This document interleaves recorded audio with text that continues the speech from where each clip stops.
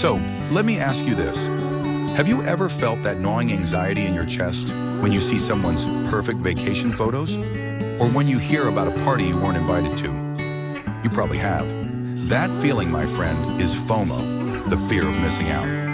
It's not just some modern-day quirk, it's a reflection of something deeper, a tension at the heart of how we live today. But what if I told you FOMO isn't just a problem? It's a mirror, a philosophical question about who we are, how we make choices, and what it means to truly live. Here's the thing. FOMO didn't just appear out of nowhere. It's rooted in something very human, the desire to belong, to connect, to feel that our lives are meaningful. But in our modern world, there's a twist. We don't just live anymore, we constantly compare. And comparison, it's like quicksand. The more you sink into it, the harder it is to climb out. Think about it. When you're scrolling through your feed, are you really living your own life? Or are you borrowing someone else's highlight reel? FOMO feeds on this illusion that everyone else has it better, brighter, more exciting. But here's the kicker. It's an illusion we ourselves help create. We're told that freedom, having endless options, is the key to happiness. But is it? There's this idea called the paradox of choice. The more options we have, the harder it is to choose, and the more we regret the choices we didn't make. FOMO is like that, magnified 100 times. Every yes feels like 1,000 no's. Say yes to one dinner, and you're haunted by the party you skipped. Commit to a career, and suddenly you're wondering about the road not taken. This isn't freedom, it's a trap. The more doors we open, the more we fear what's behind the ones we didn't walk through. Here's a tough question. When was the last time you did something just for you? No audience, no likes, no proof that it even happened?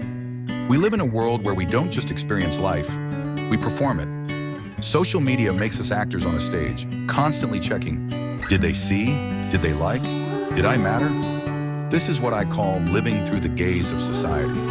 We're so busy crafting an image of a life worth envying that we forget to actually live it. Here's a thought. What if life doesn't need an audience? What if the most beautiful moments are the ones no one else sees? Now let's talk about the paradox of freedom. We live in an era where we can be anything, go anywhere, choose everything. And yet, this freedom overwhelms us. We're drowning in possibilities, constantly looking outward for the next best thing. But freedom isn't about endless options. It's about knowing what truly matters to you. It's about saying this is enough. Freedom without purpose, it's just noise. And FOMO thrives in that noise, whispering that we're not doing enough, not being enough. But here's the secret.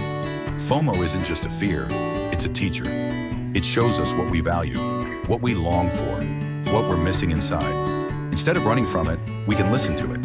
Ask, why does this matter so much?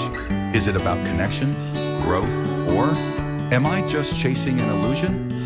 When we shift our focus inward, something beautiful happens.